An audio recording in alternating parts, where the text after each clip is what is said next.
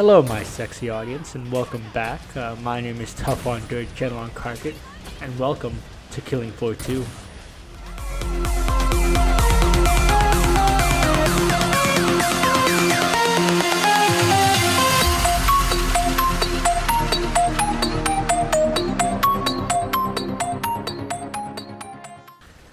As you all know, we recently had an update. Basically, we got the sharpshooter and we got a couple new maps added to the game. Now, I've only played sharpshooter up to level 10, but I really wanted to go ahead and take a look at the class, get you guys a feel for exactly where its niches are, what it's good at, and overall, whether it's an important class. So I'm going to go ahead and give you guys the full tour. Let's take a look at the sharpshooter. So, basically, as a sharpshooter, your beginning weapon, the weapon you start out with, is going to be the lever action. It's pretty reliable with headshots, but it's got terrible reload and it's very slow. So, basically what you want to do is you want to line up the Zeds when you get them, hope that you can reload in the time that they're away from you, and turn around and keep shooting again. It's very inefficient, but it works and it gets the job done, especially if you're getting headshots. Next in the lineup is the crossbow. I do like the crossbow. It's got better aim than the lever action, but it is much slower to reload, and the fire rate is just devastating, obviously.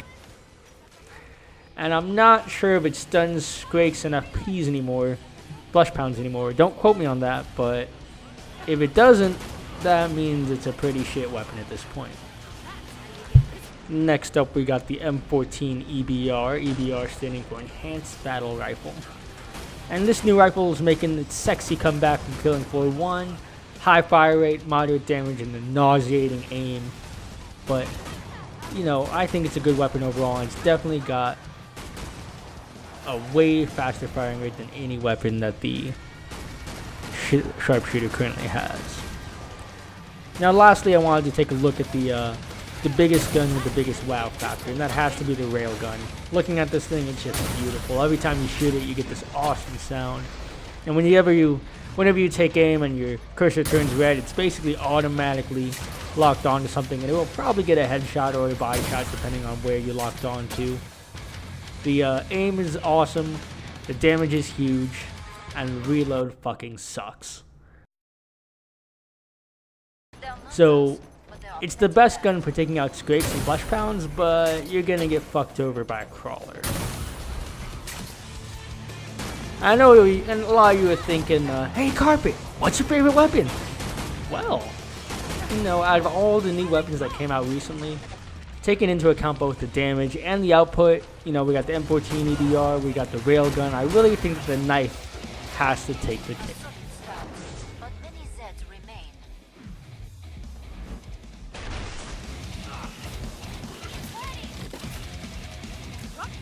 So let's go into weapon pairings. I believe that the best thing to do whenever you have money and you go buy your weapons, you want to kind of pair them together. You always have two, sometimes three if you're a really big class. But as far as the sharpshooter goes, I say if you're picking the M14EBR as your main weapon to take out Scrakes and Zeds, I think the lever action goes well with that. But you could also go with, say, the Desert Eagles or something with a little more firing speed in there. On the other hand, you can go the railgun route, and if you get the railgun, well, you can basically just get the railgun and just carry the railgun, and that's all you're gonna have. Technically, you can carry the lever action rifle too, but if you're using a single shotgun in both cases, then you don't really gain too much benefit from the lever action besides the fact that it's disposable.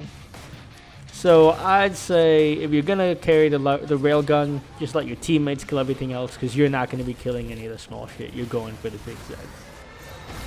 So speaking of Zeds, let's take a look at where the sharpshooter really fits in, who he's supposed to kill, how he's supposed to work with his teammates, and really what his high priorities are.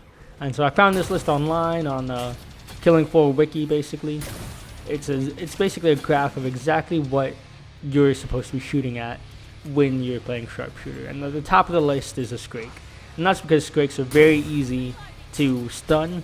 They get stunned very quickly, and you can basically take them out alone, at least on hard mode, at a very low level using the M14EBR or using the railgun. Flesh pounds are a little harder to take care of, but you can still get the job done pretty easily, especially if you're using a railgun. The bloats are very important to take out. They're hard. Actually, it's very difficult to take out a bloat with an M14EBR. I don't know why, but their head damage just does not get chipped off with that gun. A little lower on the spectrum here, we got sirens and husks. I would actually say a siren is more important to take care of than a bloat, in my opinion.